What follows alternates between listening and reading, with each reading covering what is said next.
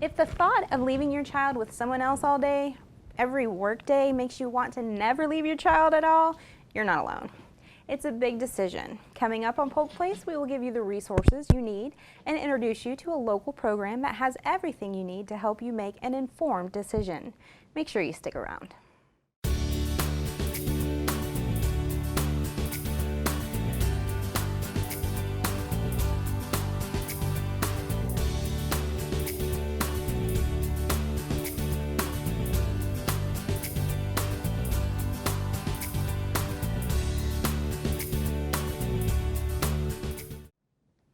Welcome to Polk Place. I'm your host, Tina Mann, and joining me in the studio today are Joby Ream, the owner of Childcare Learning Center, and Alicia Hollinger, the owner of Bright Imaginations Learning Center.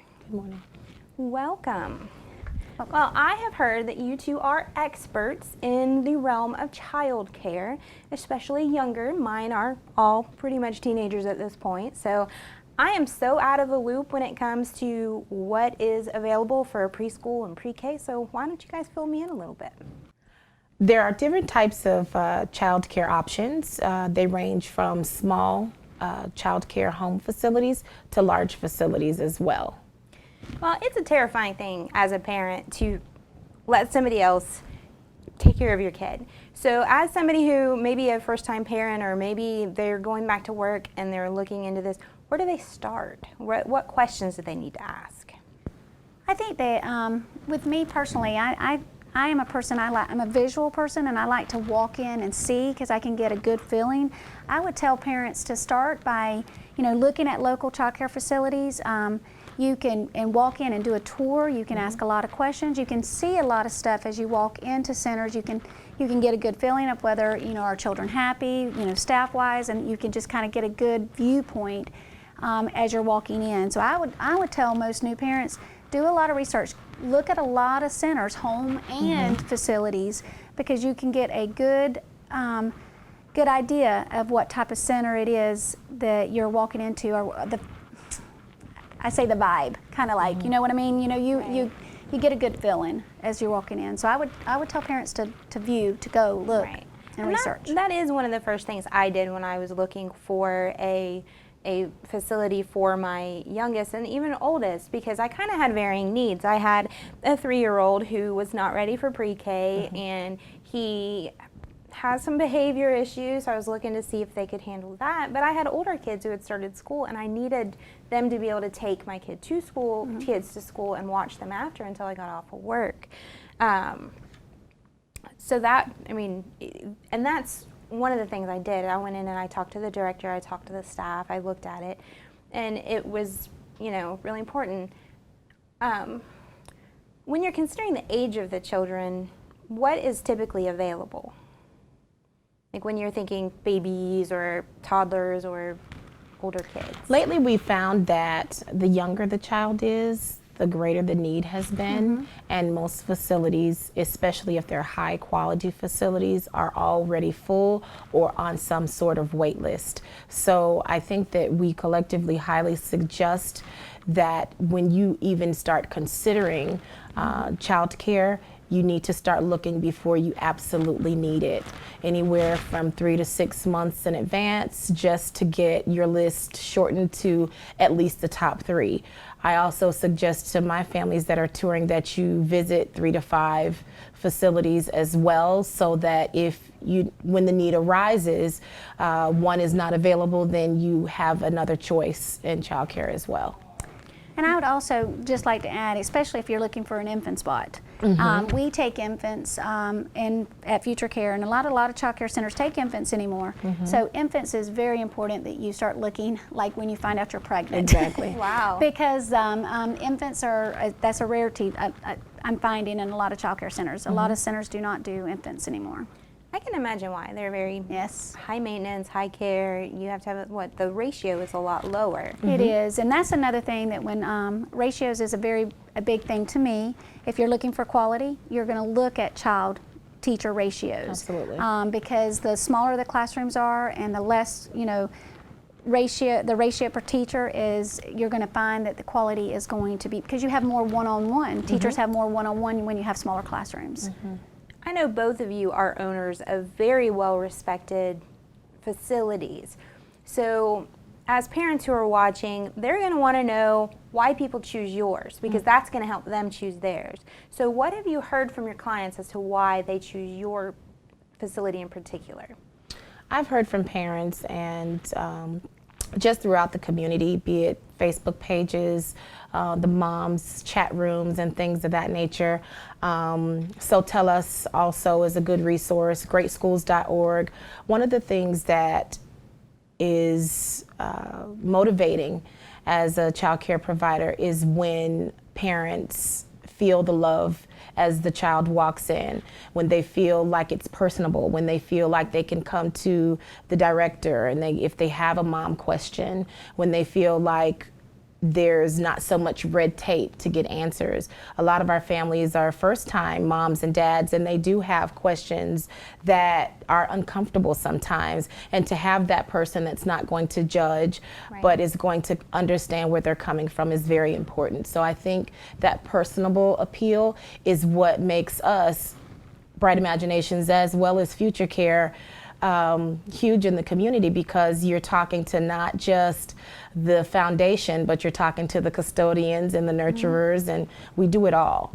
Right.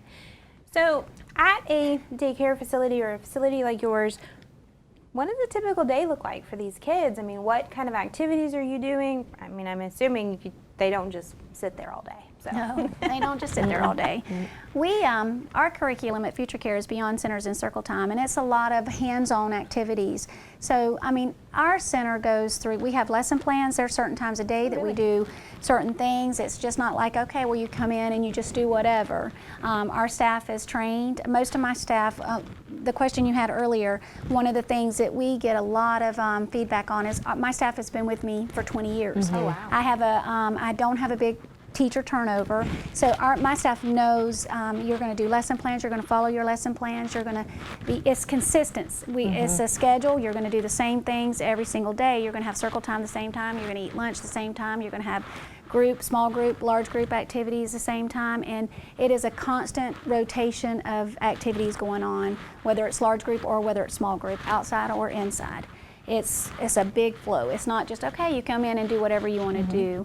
But they'll follow their lesson plans, and whatever they're working on, whatever color, number, letter, theme they're working on, everything in the centers will be based on that. So it'll flow from cards and blocks to dramatic play to outside. It'll just all flow together. Nice. And I know you guys work a lot with Early Learning Coalition, and they actually have a wonderful video that shows some of the activities the kids that do. So why don't we take a break and we can actually watch that video? All right.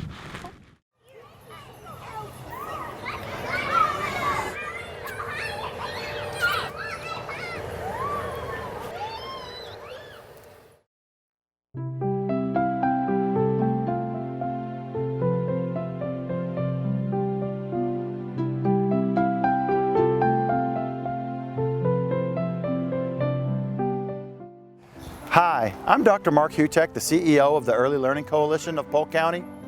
Welcome, and come take a look at our future. Out here as they play, children are actually learning some important skills that will greatly affect their success later in life. The social, emotional, and physical lessons they learn are just as important as what they learn inside of a classroom. At the ELC of Polk County, we have over 300 providers like this one that provide quality school readiness programs to support the development of good physical health, positive social and emotional behaviors, and intellectual preparation for kindergarten. Many of the children we support are from low-income families and are at risk of failure. With state funding, we are also able to enroll all 4-year-olds into our voluntary pre-kindergarten so that every child has this awesome opportunity. Through the support of our coalition quality specialists, we offer trainings, assessments, and technical assistance visits throughout the year. Together, the provider and quality specialists identify specific goals, strengths, and areas to improve. So you see, this isn't just about child care. Starting early with high-quality programs is the key. We emphasize this with our Nurse Family Partnership Program. In this program, expectant first-time mothers are regularly visited by specially trained nurses that provide the stable and secure guidance through the child's birth and until their second birthday.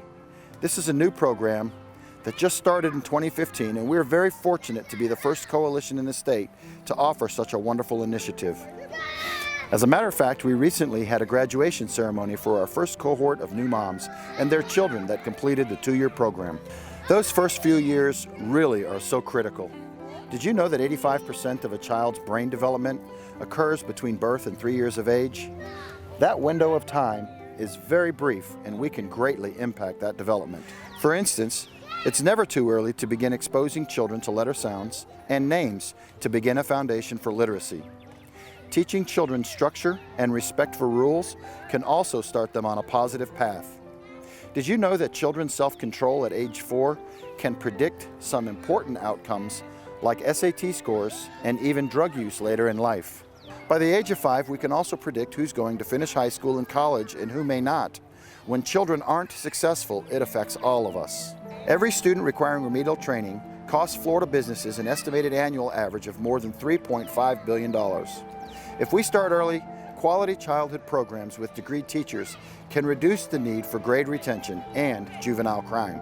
I'm sure you would agree the training we require in becoming a successful adult starts early. I ask you to think back to the earliest years of your education. That's where the solution lies when we think of changing the future for the better. Let's work together on this. We can make the outlook bright. For more information on Polk's early learning programs, visit us at elcpolk.org.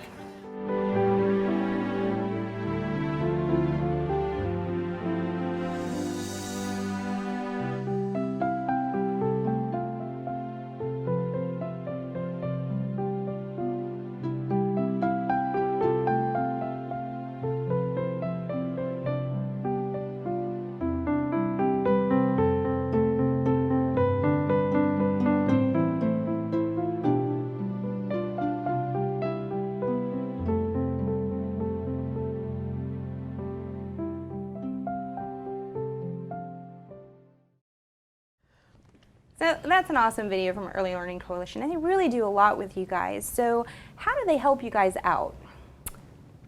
I'm a board member with the Early Learning Coalition, so I have a lot of one-on-one activities that we do with the ELC. And ELC is a great organization, not only for resource and referrals for childcare, but they provide assistance and tuition fees for families who are in the need. But they also not only just work with people or for school readiness. If you've got a client that the teacher might need a little bit more guidance with, they are always there to help us, to come in to give us ideas on if it's a disciplinary problem or if it's a developmental problem. They give us ideas, they give us suggestions, they give us feedback on where we can go to help that child to develop wherever they need to go. They also provide a lot of different services for me. They helped us with the Smart Care program, of putting the Smart Care into our facility. They also Teaching Strategies Gold, which is one of the assessments that we use at Future Care. We screen them about every quarter on development where they're able to go. The ELC has provided that program for a lot of centers and gives us the option to use it and implement it inside of our classrooms. So they've done a lot of different things. You mentioned briefly about the fees assistance and tuition assistance. I think we need to go back to that for a minute, because I think that not only quality child care is of course the #1 priority, but the second question a lot of parents have, how the heck am I going to afford this? Because child care is not inexpensive, and a lot of people are weighing the option of their salary is only covering child care, so whether it's worth it. So they do provide assistance with? Yes, there is a fee schedule, and of course they use their own calculations. At the Early Learning Coalition, they have dedicated representatives that the parents are able to sit with. They go over income restrictions and let them know whether or not they qualify. Excellent. Well, you guys provide some great services, and I know you're a board member, you mentioned that earlier. What do you think how important do you think early childhood education is? Oh, I think it's very important.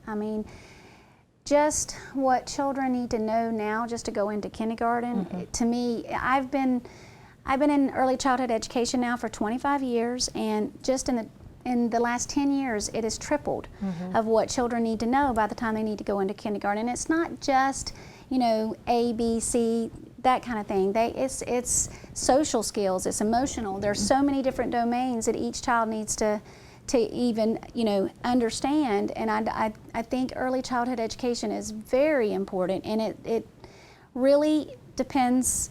It can make a child be very successful in school. And just, we focus a lot on literacy, early literacy, and I think it gives them a jump start in kindergarten. For success. Yeah. I know when I was in kindergarten, I went in when I was taken care of by my grandma all day long. I had never been around kids my own age, and let me tell you, I had no idea how to function. Here I am coming in, I'm reading at a high level. I could do multiplication, I could do division. Nobody else could. So instead of feeling accomplished, I felt like a freak. And it would have been nice to be able to have that social interaction with other kids my own age to know. So that's definitely an important component. It is very important. There's a lot of socialization going along in a preschool classroom. You wouldn't believe it. There's a lot. So I heard something about kissing brains. What was that about? I need a little bit of an explanation on this. Kiss your brain is often a term of endearment that we use for the kids when they get an answer correct, or when they do something nice for a friend. And so in any facility, you'll often hear a teacher say, kiss your brain. Kiss your brain. That is so clever. Well, you guys have definitely enlightened me. Hopefully people kind of have a better understanding of how the early child care process works, and, you know, ELC's contribution to that. So thank you guys for coming out. You're welcome. Thank you. The children of Polk County are our greatest and most important resource. The Early Learning Coalition knows that children are actively learning wherever they are, and that parents are undeniably a child's first and most important teacher. A child's earliest experiences and environment set the stage for their future development and success in school and in life. At the Early Learning Coalition of Polk County, they strive to make certain that children and families have access to quality, affordable early learning programs and services. For more information on how to select a child care provider, look them up on the web at www.elcpolk.org or give them a call at 863-733-9064.